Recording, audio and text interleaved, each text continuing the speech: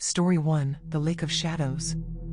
Summer vacations were a tradition for my family, and this year we decided to rent a cabin by the serene Lake Willowbrook. It seemed like paradise: clear waters, lush forests, and a peaceful atmosphere. But soon, paradise turned into a nightmare.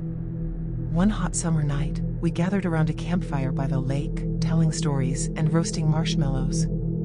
As the fire crackled, I noticed a strange, shadowy figure lurking near the water's edge. It was unlike anything I'd ever seen: tall, with elongated limbs and glowing red eyes. I dismissed it as a trick of the firelight, but the unease in the pit of my stomach lingered. The next day, we decided to go swimming in the lake. The water was inviting, but as I swam further from the shore, I felt something cold wrap around my ankle. I was dragged underwater, struggling to breathe, until I broke free and gasped for air. That night, I saw the figure again, standing at the edge of the forest. It beckoned me with a long, bony finger. My curiosity got the better of me, and I followed it into the woods. The trees closed in around me, and I realized too late that I had ventured into the domain of something ancient and malevolent. As the days passed, my family and I became trapped by the Lake Willowbrook, unable to escape.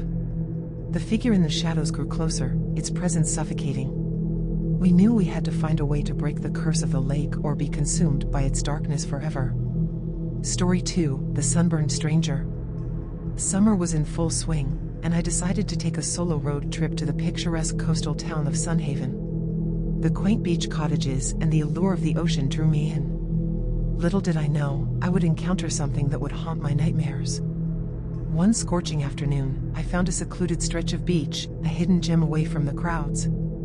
As I basked in the sun, I noticed a lone figure approaching from the water's edge. It was a man, his skin grotesquely blistered and peeling from a severe sunburn. He moved slowly, as if in pain, and his eyes were vacant. I felt a pang of sympathy and offered him a bottle of water.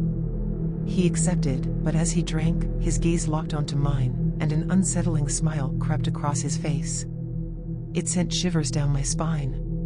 Over the next few days, I saw him repeatedly, always in different places around town, always watching me. I tried to avoid him, but it was as if he was drawn to me. Late one night, I woke up to the sound of whispering outside my cottage. I peered through the curtains and saw him, standing in the moonlight, chanting in a language I couldn't understand. Fearful for my safety, I decided to leave Sunhaven. But as I packed my bags, I caught a glimpse of myself in the mirror. My skin was starting to blister and peel, just like his. The sunburned stranger had left his mark on me, and I couldn't escape his sinister influence.